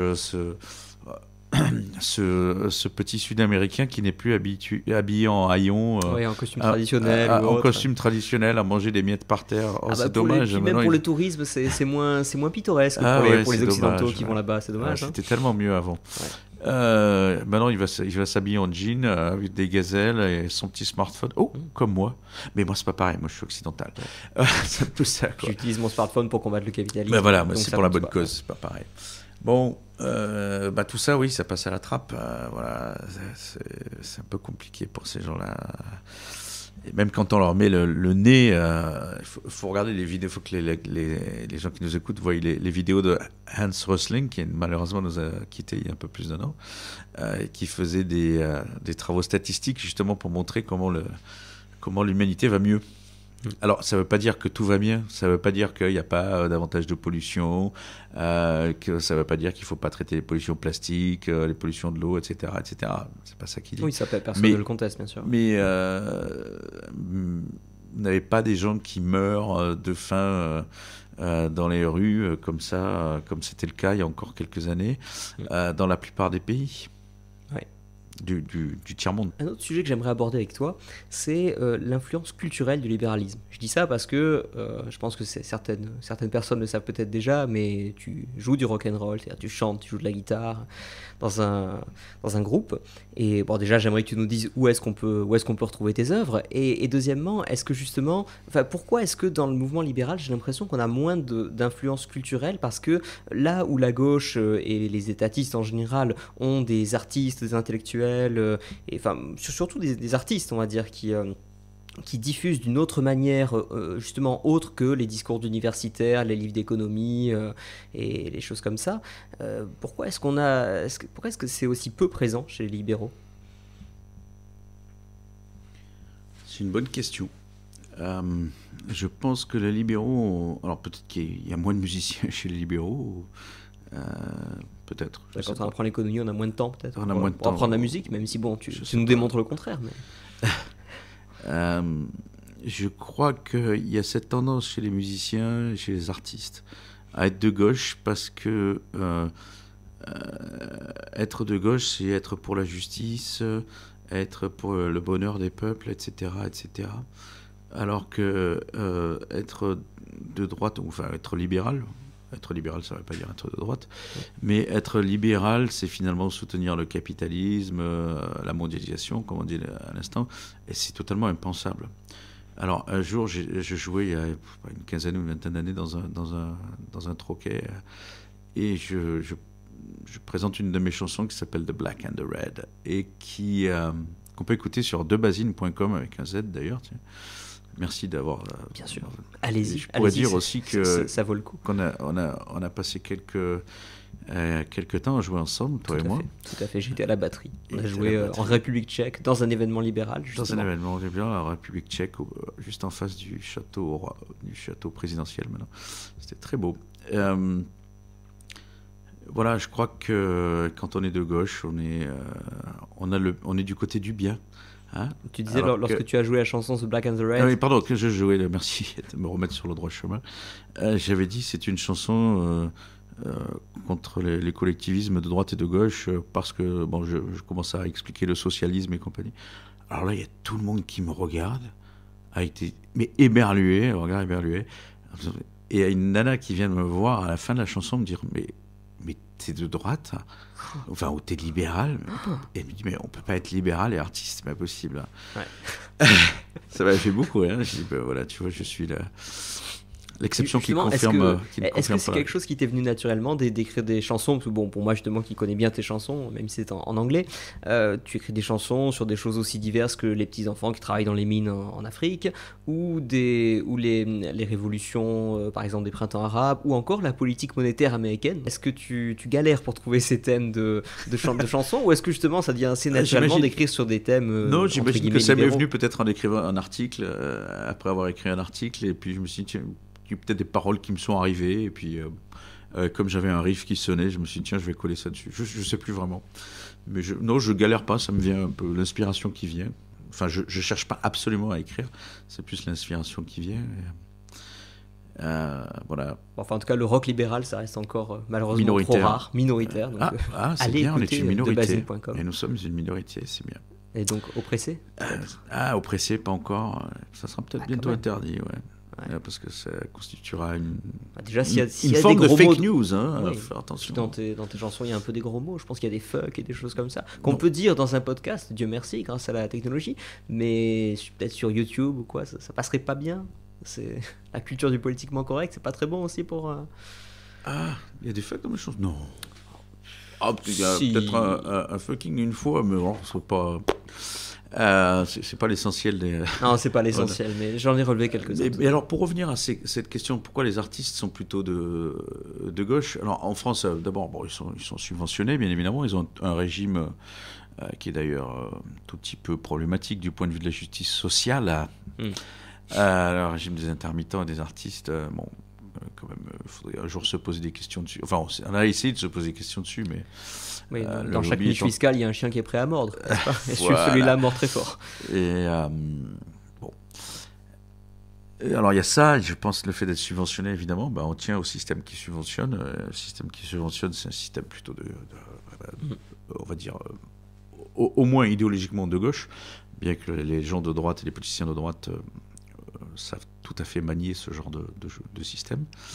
Il y a ça, et puis il y a cette idée que quand je suis un artiste, je suis un rebelle, et être un rebelle, c'est forcément être de gauche contre le système bourgeois.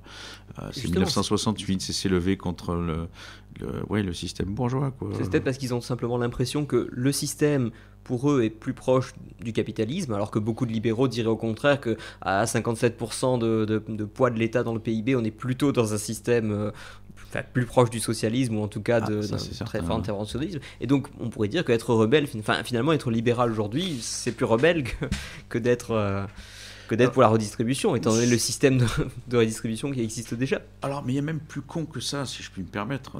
Tu peux te permettre, on est sur un podcast, on est justement pour la liberté d'expression. C'est que cet anticapitalisme qu'on trouve chez la plupart des artistes à gauche, et cette critique de la société de consommation et tout ça, ne cadre pas du tout avec toute la technologie qui a permis à l'art, notamment de la fin du XXe siècle, d'émerger. C'est-à-dire que sans des sociétés capitalistes du type Fender, Marshall, ou des choses comme ça, on n'aurait pas... on n'aurait pas eu Jimi Hendrix, en fait. On n'aurait pas eu Dire Straits. On n'aurait pas eu tout un tas... On n'aurait pas le son du rock'n'roll, en fait. Ouais, tout à fait. Et on n'aurait pas une telle diffusion en plus, parce qu'il y a l'aspect enregistrement. Ça, moi-même, tout ce qui travaille pas mal sur l'économie de la musique, je m'intéresse à l'effondrement des coûts de production de la musique. L'effondrement des coûts de production de la musique, c'est terrible, on ne se rend pas compte. Moi, quand j'ai commencé à faire la musique il y a années, on a enregistré sur des bandes, ça coûtait une fortune. Dans les années 70, même début des années 80, quelqu'un qui voulait enregistrer même des pistes pour essayer sur des bandes, mais ça coûtait une fortune. Aujourd'hui, sur n'importe quel ordinateur, avec une petite carte son qui vaut 50 €, on peut enregistrer une chanson tout à fait valable. Je précise que toute la musique, à peu près, enfin une grande partie de la musique qu'on retrouve sur debasine.com, c'est de la musique qui a été autoproduite. C'est-à-dire tu l'as produite chez toi et tout avec des moyens qui sont... En plus, voilà, c'est même en plus tout seul, quoi. T'as pas à payer des musiciens ou quoi que ce soit. Et ça, c'est dû quand même à l'économie de marché. On l'oublie un tout petit peu. Tout à fait. Mais encore pour revenir sur cet aspect-là, c'est que c'est l'économie de marché et la vilaine société de consommation qui a permis à tous ces mouvements rebelles à travers le rock de Hendrix à Floyd, etc. Donc c'est ça qui est paradoxal, c'est que des gens qui se revendiquent anti-économie de marché, etc., en fait, l'essentiel des trucs qu'ils écoutent sont dus à l'économie de marché. C'est l'économie de marché, l'innovation que des entrepreneurs ont pu générer du fait de l'économie de marché, du fait du système d'économie de marché, qui a permis justement qu'on ait le son du rock, le son du rap, le son du hard, enfin bon, voilà, le son de la musique moderne. Ouais, tout à fait. Tout à fait. Un dernier sujet dont j'aurais voulu te parler, et je vais essayer d'être rapide là-dessus parce que ce serait un sujet assez complexe, mais on va essayer de traiter ça relativement simplement. Je sais que tu t'intéresses beaucoup aux politiques monétaires et aux questions de banque centrale, etc. Enfin, au sujet de la monnaie qui a une influence très forte sur l'économie. Moi, j'avais 3 questions simples à te poser, notamment en lien avec ce que font les banques centrales depuis la crise de 2008. Premièrement, moi j'ai appris dans mes études d'économie que lorsqu'on émet énormément de monnaie et qu'il n'y a pas forcément énormément de richesses qui sont créées à côté de ça, ça crée de l'inflation. Or, depuis 2008, ça fait 10 ans qu'on a des politiques alors qui sont vraiment plus que souples, c'est carrément de l'inondation de monnaie. Où est l'inflation? Ce sera ma première question. Deuxième question, je voulais savoir, est-ce que du fait que la Banque Centrale Européenne, par exemple, ne respecte plus son mandat selon lequel elle ne devait pas intervenir directement, par exemple en rachetant directement la dette des États, est-ce qu'il y aurait moyen de faire une procédure judiciaire, même si elle n'aurait peut-être pas de chance d'aboutir, mais est-ce qu'il n'y aurait pas un angle là-dessus d'attaque au niveau du droit et dire à la Banque centrale, voilà, maintenant on est un groupe de citoyens, on voudrait que vous respectiez votre mandat et que vous arrêtiez de financer les faillites des États qui dépensent l'argent n'importe comment. Et troisième question, quand est-ce que tu vois une prochaine crise économique d'ampleur arriver? Et est-ce que finalement cette crise sera si grave compte tenu du fait que finalement on a tellement de confort matériel qui a été gagné grâce à l'économie de marché que malgré les effondrements épisodiques tous les 10-15 ans, bon finalement on arrive à encaisser ça, on est peut-être toujours plus riche quand même qu'il y a 30 ou 40 ans. Donc d'abord sur l'inflation. Alors, sur l'inflation, c'est très simple. Enfin, c'est très simple, non. Il faut regarder l'évolution de la masse monétaire globale dans les économies.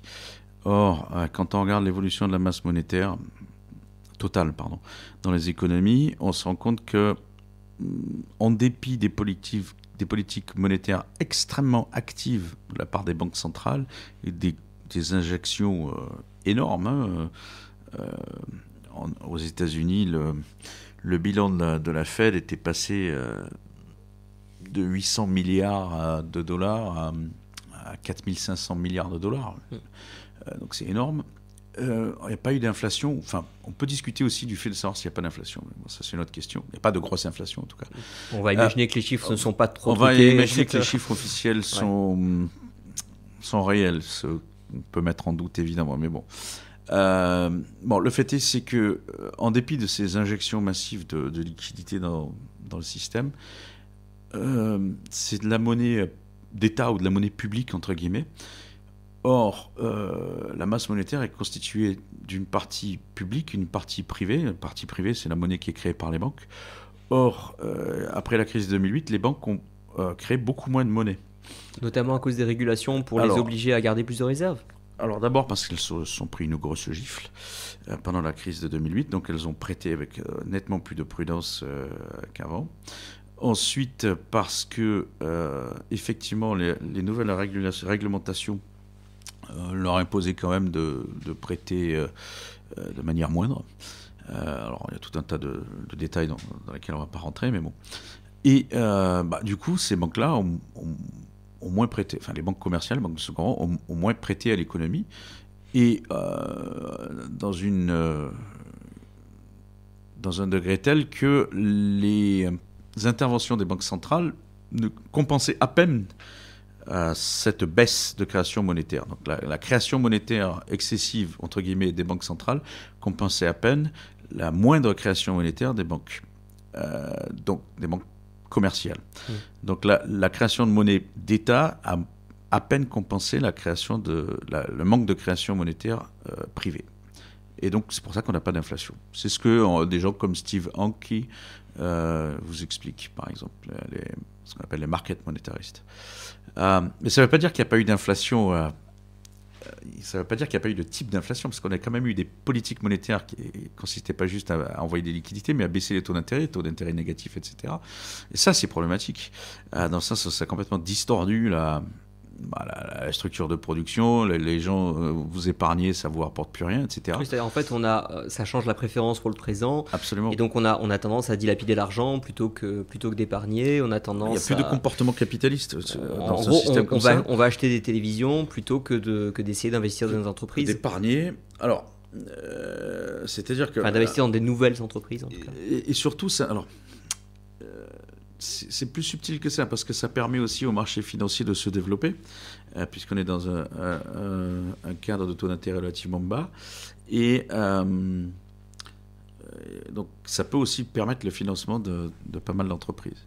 Mais est-ce que cette augmentation des marchés financiers, du fait de la politique monétaire, n'est pas aussi une espèce de bulle ? Donc une espèce quand tu dis que ça permet le financement de beaucoup d'entreprises, mais justement de manière indifférenciée, c'est-à-dire que ça permet le financement des entreprises qui sont réellement rentables, mais aussi de tas d'entreprises qui ne seraient pas rentables dans un monde où les taux d'intérêt seraient à des niveaux normaux fixés par le marché, par l'offre et la demande de monnaie, quoi. Alors ça, c'est plutôt du côté des emprunts que les entreprises vont pouvoir contracter. Alors d'ailleurs, de ce point de vue-là, il y a un problème aussi, c'est que le fait de mettre des taux d'intérêt relativement bas, effectivement, va permettre de financer, en empruntant auprès des banques, donc là je ne parle pas des marchés financiers, en empruntant auprès des banques des investissements qui autrement n'auraient pas été rentables, donc, ou des projets qui risquent un tout petit peu d'échouer du coup. C'est un peu la théorie hayekienne c'est du capital mal utilisé, quoi. C'est du capital mal utilisé et qui va s'écrouler un jour ou l'autre, et quand tout le monde s'écroule en même temps, évidemment ça donne une petite récession, une petite crise. Et c'est d'autant plus si tout d'un coup, exactement comme on a fait au milieu des années 2000, on augmente les taux d'intérêt. C'est-à-dire qu'au début des années 2000, on fait la même chose. Qu'est-ce qui se passe en 2000 ? D'abord, vous avez en 99-2000, vous avez eu le crash de la bulle .com, la bulle Internet. Donc le Nasdaq qui s'effondre, les entreprises de la technologie ensuite, qui font faillite, etc. Le 11 septembre, donc tout ça a vraiment miné l'économie américaine et l'économie mondiale. Les autorités monétaires américaines avec Greenspan décident de répondre en baissant les taux d'intérêt. Ce qu'elles vont faire jusqu'en 2005, si je me souviens, enfin à des niveaux relativement bas jusqu'en 2004-2005. Et qu'est-ce qui se passe ? Ça va nourrir des bulles, et notamment la bulle des subprimes.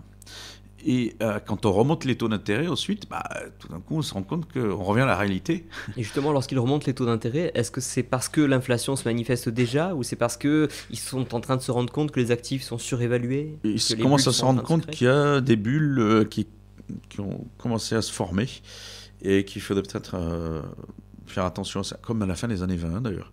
Et le problème, c'est que quand vous habituez toute une économie à fonctionner sous rail de coque, retirer le rail de coque du jour au lendemain, en remontant les taux d'intérêt, c'est problématique, ça fait mal. On l'essaye depuis un peu moins d'1 an aux États-Unis, et qu'est-ce qui se passe ? Tout d'un coup, on enlève le rail de coque. Le président râle comme un pou. Et ça commence à devenir problématique. C'est-à-dire qu'on veut revenir à des niveaux normaux de taux d'intérêt. Ouais. Et les gens se sont habitués à des taux d'intérêt très bas, notamment les marchés financiers. Et bizarrement, quand vous remontez les taux d'intérêt, ça va moins bien. Et le dilemme, c'est quoi ? Le problème, c'est qu'on n'arrive plus à se sortir de ces taux d'intérêt bas, de ces politiques de taux d'intérêt bas dans lesquelles on est piégé finalement depuis une dizaine d'années. Parce que dès qu'on remonte les taux d'intérêt, il y a quelques bulles qui vont éclater, quelques projets qui vont... Et donc l'activité se retourne. Et donc on dit non, mais attendez, on ne va pas remonter les taux d'intérêt, ne vous inquiétez pas. Et justement, pour les gens qui nous écoutent, je me dis, les gens se disent, on remonte les taux d'intérêt et l'activité se retourne. Ça veut dire qu'il fallait peut-être pas remonter les taux d'intérêt. Donc en quoi est-ce que c'est mauvais ? Pourquoi est-ce qu'on voudrait provoquer un retournement de l'activité ? Mais on ne veut pas provoquer un retournement de l'activité. On veut arrêter de vivre dans un monde qui marche sur la tête avec des taux d'intérêt proches de zéro. C'est ça. et à des taux d'intérêt proches de zéro, qui, comme on le disait tout à l'heure, ont tout un tas d'effets nocifs, pas qu'en termes de création de bulles, mais aussi, Ça permet aux moi, États de de mon s'endetter point de vue, aussi. sur la mentalité aussi, hein, sur l'état d'esprit des gens. Quand épargner ne rapporte plus rien, c'est pas bon pour la tête, c'est pas bon pour l'esprit d'épargne et de précaution. C'est pas bon pour l'esprit capitaliste, très clairement. Et c'est peut-être pour ça qu'on veut revenir en arrière, quoi. Et à ton avis, puisque les taux d'intérêt sont déjà proches de zéro ou à zéro, ou carrément dans le négatif dans certains domaines et certains types de taux d'intérêt, quelle sera la marge de manœuvre des banques centrales et des gouvernements lors d'une prochaine crise? Imaginons que demain l'économie se casse la Ça, le gueule en problème, c'est qu'on mode a plus, 2008. Est-ce qu'ils vont saisir directement l'argent dans les banques? Est-ce que les États font défaut sur leurs dettes? Comment ça se passe? on a plus de cartouches. On a épuisé toutes les cartouches depuis 10 ans. Donc là, s'il y a, ce qui est fort probable, Ou on laisse courir l'inflation à ce moment-là? ça va être sans doute, vu que les banques centrales, notamment la Banque centrale européenne, depuis 3-4 ans, commence à sortir véritablement de ses fonctions originelles, on va aller un tout petit peu plus loin, hein. C'est juste une étape de plus pour faire que la politique monétaire devienne en réalité de la politique budgétaire. C'est en ça qu'on marche sur la tête Ou aussi. alors peut-être ça peut faire éclater l'euro et donc obliger les pays à revenir, enfin à redécider chacun de leur politique monétaire et donc peut-être ne plus être prisonnier de cette politique unique qui peut-être pendant longtemps, enfin finalement en tant que Français par exemple on disait que c'était pas plus mal d'avoir la BCE, enfin quand je dis on je veux dire beaucoup de libéraux disaient que c'était pas plus mal d'avoir la BCE parce qu'au moins elle ne dévaluait pas et elle maintenait des taux d'intérêt relativement plus élevés que ce qu'on aurait peut-être fait en France. Enfin bref, elle avait une politique peut-être plus austère que ce qu'on aurait pu avoir en France. Là aujourd'hui, c'est peut-être l'inverse. Enfin en tout cas, elle n'a plus une politique si austère que ça. Est-ce que des pays, notamment je parle des pays vertueux en termes budgétaires comme l'Allemagne ou d'autres pays du nord de l'Europe, est-ce qu'ils n'auraient pas intérêt à se débarrasser de la BCE pour mener leur propre politique monétaire? Et donc est-ce que ça pourrait pas être ça aussi la conséquence d'une prochaine crise financière dans les 2-3 ans qui viennent? C'était l'idée qui était développée au début des années 2010 de 2 euros, avec une Europe à 2 euros, une Europe du Nord, une Europe du Sud. C'est possible. Le problème, c'est que l'éclatement, si on n'a pas ça, si on a un véritable éclatement de l'euro avec un retour aux monnaies nationales, je pense que ça irait plus loin. On remonterait les barrières douanières, etc. Enfin, il y a un risque. Oui, bien sûr. Notamment vu du fait de la demande sur le marché politique dans des pays comme la France ou l'Italie. Vous avez quand même, en France, on a quand même Mélenchon-Le Pen, ça fait bien 50%, quoi. Donc, il y a beaucoup de gens il y a une forte demande politique pour ça. Donc là, on rentrerait dans des eaux un tout petit peu dangereuses de retour vers le protectionnisme et le nationalisme. Voilà. Je ne pense pas que ça soit une très bonne nouvelle. L'Europe est une bonne nouvelle, mais le problème, c'est qu'on a essayé d'aller au-delà de ce qui était nécessaire, c'est-à-dire de faire une Europe finalement de la libre circulation des biens, des services et des hommes, pour faire une espèce de truc technocratique. Oui, où on standardise les cornichons. Il faut standardiser les cornichons et les bananes, surtout les bananes, pour faire plaisir à la France. Voilà, c'est-à-dire qu'on a voulu, la France a voulu mettre son grain de sel et faire de l'Europe, tirer l'Europe dans le sens de l'administration française. C'est une très mauvaise idée. Et alors qu'on aurait pu se contenter d'avoir une Europe des sociétés civiles. Voilà, on veut faire une Europe politique. Et là, Macron l'a encore dit. Macron d'ailleurs, il faut le dire, il n'est absolument pas libéral. Voilà. C'est un vaste débat chez les libéraux. Par exemple, est-ce qu'il fallait plutôt être Macron ou Fillon au moment de la présidentielle? Bon. Ouais. Vaste débat. Alors, il y a quelques années, il me semble qu'il y a des Allemands qui avaient saisi la Cour constitutionnelle justement par rapport à la BCE. Mais je suis plus sûr de ce que je dis, donc c'est à vérifier. Non, mais c'est quelque chose en plus qui m'est venu tout récemment. C'est pas du fait qu'ils avaient un mandat et qu'aujourd'hui ils ont outrepassé leur mandat. Même si évidemment, on n'est pas idiot, on sait bien que même si la procédure judiciaire était valide, etc., ça aurait très peu de chances d'aboutir si ça allait dans le sens de provoquer une crise qui embêterait beaucoup tous les États. Enfin, il me semble que c'était une piste peut-être à étudier, à réfléchir en tout cas pour tous les gens qui sont un peu concernés par un système financier sain, on va dire. Et ta dernière question, j'ai oublié, dis-moi.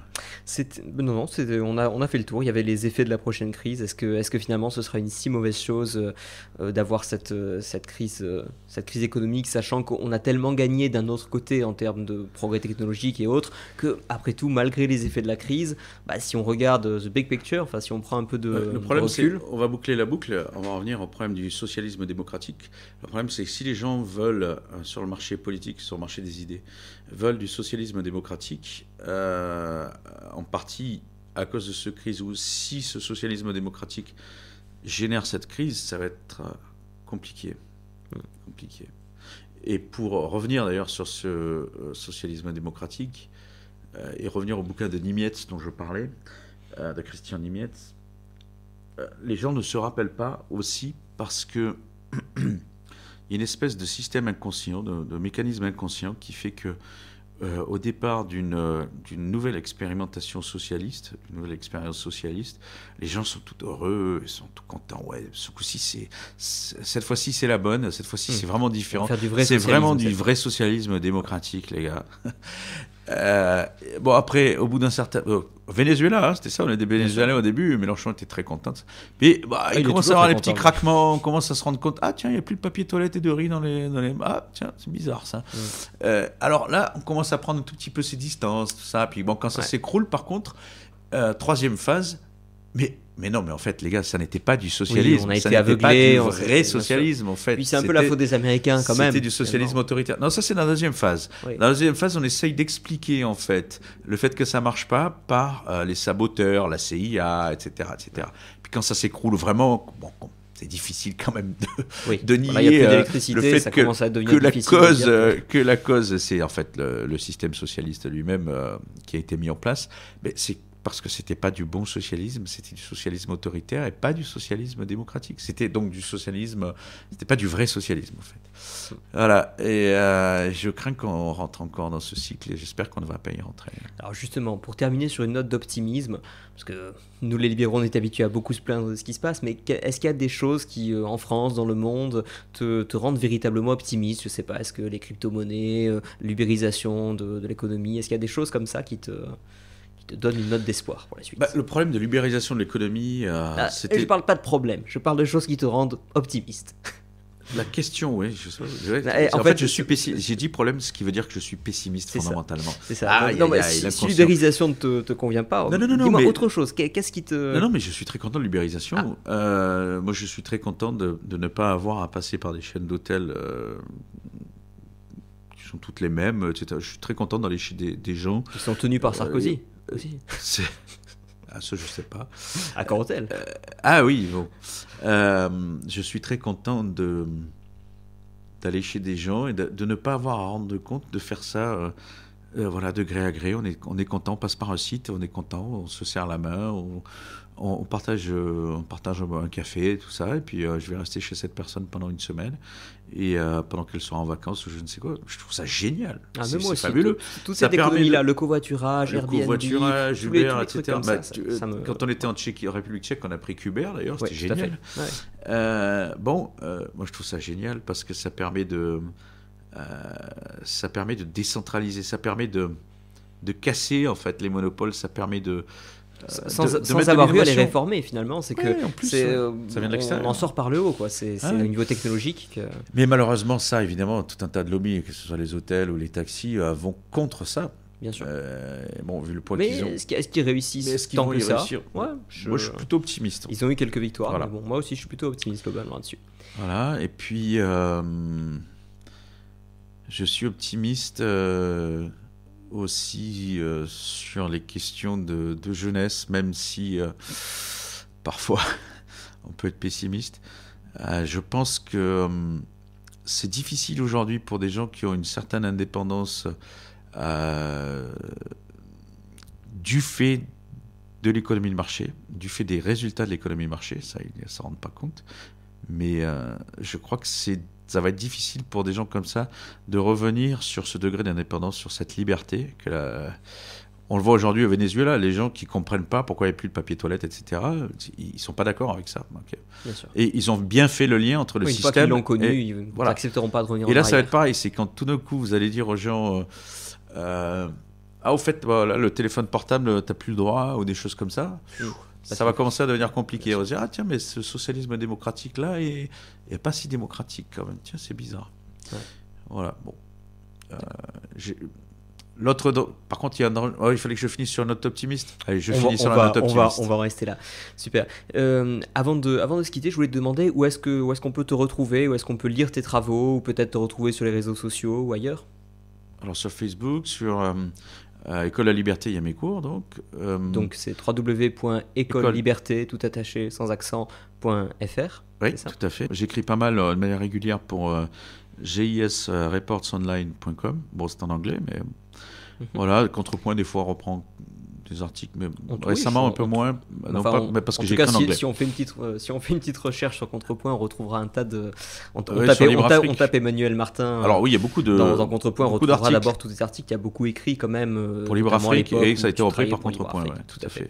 Donc évidemment, je L'Argent des autres, inciter nos auditeurs à aller consulter Contrepoint. Alors tu disais, oui, tu as publié L'Argent des autres. Ah, il date un peu, il a 4 ou 5 ans maintenant, je dirais. Mais est-ce qu'il est toujours intéressant? Moi, c'est ça ma question. Oui, il est formidable. Bien sûr, et puis il est très court et facile à lire, et c'est écrit gros en plus. Eh oui. Dans une magnifique collection publiée aux Belles Lettres. Chez les Belles Lettres, tout à fait. Collection Les Insoumis. Les Insoumis, c'est ça. Pas la France Insoumise. Oui, c'était avant que la France Insoumise soit créée. C'était avant la France Insoumise, donc ça fait piquer l'idée, dites-moi. Donc L'Argent des autres, petit livre très clair et synthétique qu'on retrouve sur Amazon et dans toutes les bonnes librairies capitalistes, n'est-ce pas?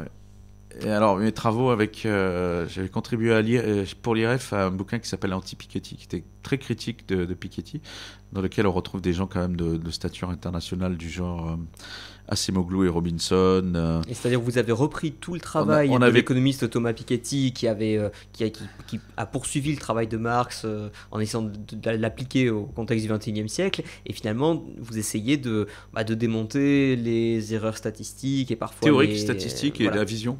Tout à fait. Les erreurs empiriques et les erreurs théoriques. Ouais. Voilà. Donc c'est pas un livre qui est contre Thomas Piketty en tant que personne, mais en tout cas qui vraiment prend en détail et réfute. Voilà. Pour ce qu'il y a à réfuter, en tout cas, je suppose qu'il n'y a pas que des bêtises dans ce livre. Je t'avoue que ce pavé de 900 pages, je n'ai pas eu le courage, pas encore, de le lire, mais toi, je sais que tu l'as fait. Donc en tout cas, voilà, j'encourage les gens à aller se procurer Anti-Piketty, puisqu'on entend beaucoup parler de cette théorie, et c'est toujours bien d'être armé intellectuellement pour savoir. C'est une théorie qui a beaucoup nourri justement le mouvement du socialisme démocratique, Occupy Wall Street et tout ça. Cette théorie, puisque c'est une théorie du 1%. Aussi. Oui. Il y a un biais de confirmation, c'était un peu la théorie qu'ils attendaient. Ça est arrivé au bon moment. Et c'est toujours plus difficile de la réfuter que de la mettre en place. Donc oui, finalement, tu as pas mal écrit en termes d'articles, de livres. Alors là, c'est plus coordonné le travail scientifique. Plus coordonné en fait c'est un livre, bien sûr, que tu as, enfin en tout cas un projet auquel tu as participé très directement, et je crois que tu écris aussi pour la revue Phébé qu'on peut retrouver sur le journal Le Point. Je fais quelques recensions pour eux, oui. Tout à fait, où tu recenses des livres parus récemment, des livres qui sont parus en anglais, pour lesquels tu fais des recensions, enfin des petites synthèses en français qu'on peut retrouver et qui peuvent éviter justement d'avoir à lire tout le livre pour les gens qui s'intéressent à la vie des idées et qui n'ont pas forcément le temps d'aller lire le livre en question. Écoute Emmanuel, je te remercie beaucoup d'avoir participé, d'avoir inauguré avec moi cette première édition des podcasts de Contrepoint. Merci de m'avoir invité. Et je te dis à très bientôt. À très bientôt.